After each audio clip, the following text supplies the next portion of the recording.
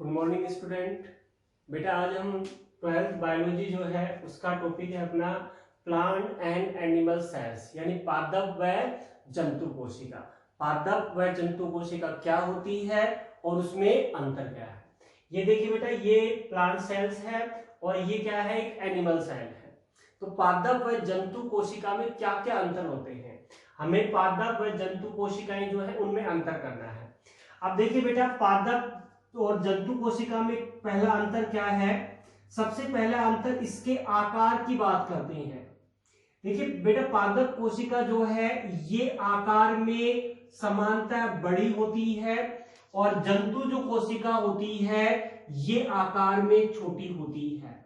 समानतया पादप कोशिका आकार में बड़ी होती है और जंतु कोशिका जो है वो आकार में कुछ छोटी होती है। तो ये पहला अंतर हो गया, पादप कोशिका आकार में बड़ी और जंतु कोशिका आकार में छोटी होती है। ठीक है, अब दूसरा अंतर लेते हैं। दूसरा अंतर आता है इसके केंद्रक का। देखिए, पादप कोशिका जो होती है इसका केंद्रक जो है ये परिधि की ओर होता है। परिधि जो है उसकी ओर होता है और उसका कारण होता है कि इसमें एक बड़ी रिक्तिका पाई जाती है और इस रिक्तिका के कारण इसका केंद्रक परिधि की ओर होता है। जबकि जो जंतु कोशिका होती है उसमें रिक्तिका छोटी या उपस्थित होने के कारण इसका केंद्रक जो है ये सेंटर में यानी मध्य में स्थित होता है।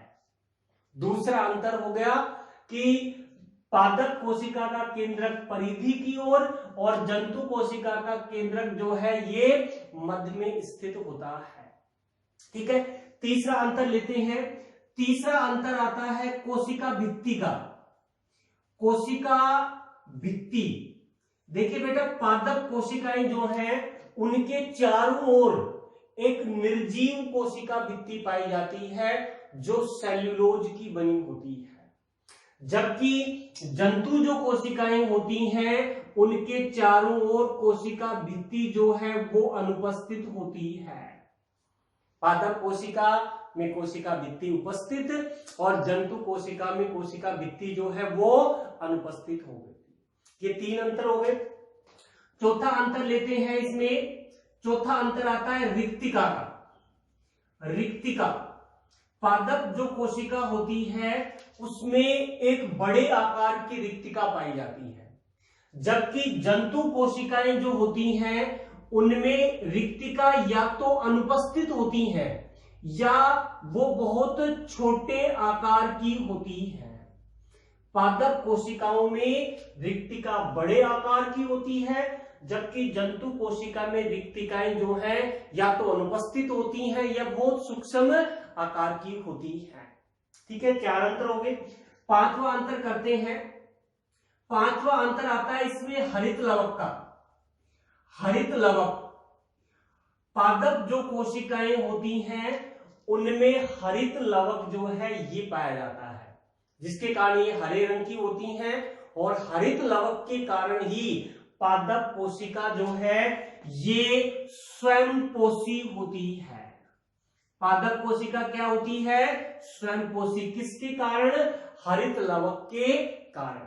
जबकि जंतु जो कोशिका होती है उसमें हरित लवक जो है ये अनुपस्थित होता है और इसी कारण जंतु कोशिका विषमपोषी होती है। जंतु कोशिका में हरित लवक अनुपस्थित है और इसी कारण ये क्या होती है, विषमपोषी होती है। ठीक है, ये पांच अंतर हो गए। छठा अंतर हम लेते हैं।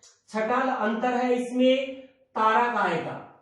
ताराकाय, ताराकाय जो है ये पादप कोशिका में अनुपस्थित होता है। ताराकाय पादप कोशिका में नहीं पाया जाता है, जबकि जंतु कोशिका में ताराकाय जो है ये उपस्थित होता है। सेंट्रियोल जो है ये जंतु कोशिका में मिलता है लेकिन पादप कोशिका में नहीं पाया जाता है।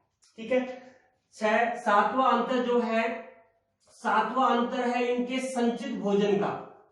संचित भोजन, पादप कोशिकाएं जो है उनका संचित भोजन स्टार्च या मंड होता है। पादप कोशिकाओं का संचित भोजन स्टार्च या मंड होता है, जबकि जंतु जो कोशिका होती है उसका संचित भोजन ग्लाइकोजन होता है।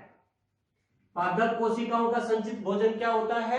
स्टार्च, जिसे मंड भी कहा जाता है, और जंतु कोशिका का संचित भोजन क्या होता है? ग्लाइकोजन होता है। ये 7 अंतर हो गए। 8वां अंतर लेते हैं इसमें। 8वां अंतर है सूक्ष्म अंकुर का। सूक्ष्म अंकुर, देखिए पादप जो कोशिकाएं होती हैं उनमें सूक्ष्म अंकुरों का अभाव होता है, माइक्रोविलाई जिसे बोला जाता है, और जंतु कोशिका में सूक्ष्म अंकुर यानी माइक्रोविलाई जो है ये उपस्थित होती है। ठीक है, ये 8वां अंतर हो गया। 9वां अंतर आता है इसमें विभाजन का। पादप कोशिका जो है इसमें विभाजन जो है ये प्लेट विधि द्वारा होता है।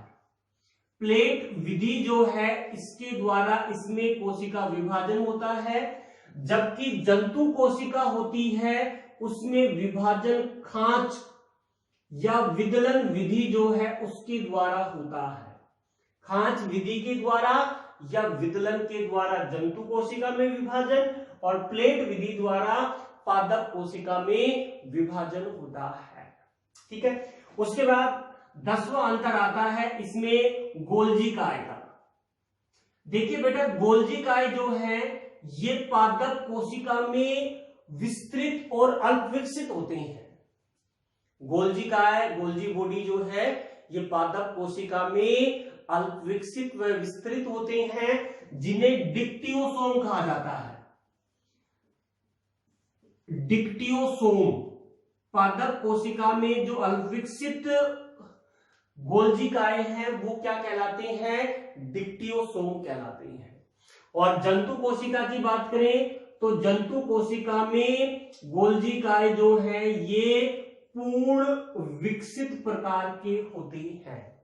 तो ये है पादप व जंतु कोशिका में 10 अंतर, यानी इन्हीं अंतरों के आधार पर हम पादप व जंतु कोशिका में विभेद कर सकते हैं कि पादप कोशिका क्या होती है और जंतु कोशिका क्या होती है। आज के लिए इतना है बेटा, थैंक यू।